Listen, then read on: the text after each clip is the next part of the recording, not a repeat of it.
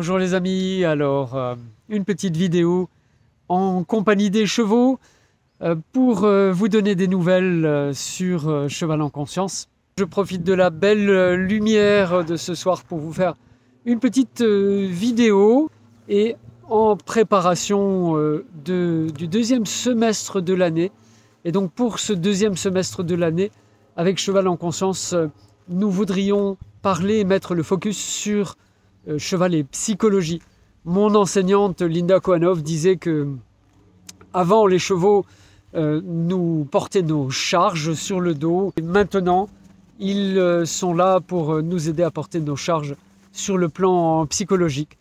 Et je crois que les chevaux ont réellement quelque chose à nous apporter pour mieux connaître notre être psychique, qui nous sommes à l'intérieur. Et donc avec les chevaux, nous mettons en place des sessions avec l'approche de psychologie systémique IFS, Internal Family System. L'IFS est basé sur deux postulats. Et le premier de ces postulats, c'est que à l'intérieur de moi, il y a des sous-personnalités, il y a différentes parties qui s'expriment. Parfois des parties de moi qui ont plutôt un rôle de protection.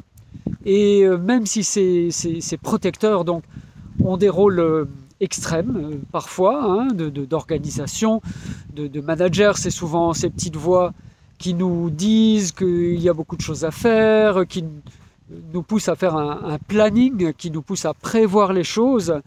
Et donc toutes ces parties de nous-mêmes ont des relations. Et ça, c'est le deuxième postulat, c'est-à-dire qu'on peut rentrer en relation, en connexion avec ces différentes parties qui sont en nous-mêmes. Quand on crée une connexion avec un cheval, eh bien c'est un petit peu la même chose que ce qui se passe lorsque je suis en relation avec différentes parties de moi. C'est comme une constellation qui se fait avec les différentes parties de soi, une constellation des parties de soi, et c'est ce qu'on expérimente lors des sessions Internal Family System, les sessions avec l'IFS, une approche qui laisse vraiment de la place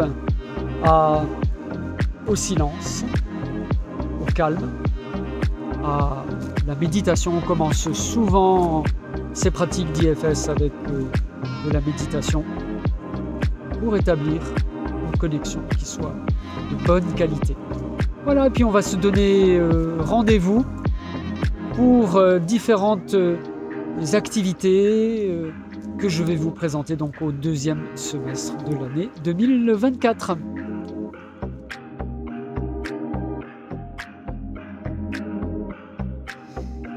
Alors des nouvelles en compagnie des chevaux sur les activités Cheval en Conscience sur le deuxième semestre 2024. On va continuer les interviews autour des lieux refuges. On a déjà interviewé Alexandra Bilisco de la légende de Tara, Léa avec son centre équestre du 21e siècle, Kairos Équitation, Anti avec le lieu Almatera au Portugal. On va continuer avec les interviews autour de cheval et psychologie. C'est un sujet qui nous tient à cœur et qui est très très actuel en même temps. Aussi, pour préparer le sommet en ligne de décembre, plusieurs interviews autour de l'environnement réglementaire, de la médiation. C'est un sujet important parce que tout est en train de changer, de se transformer.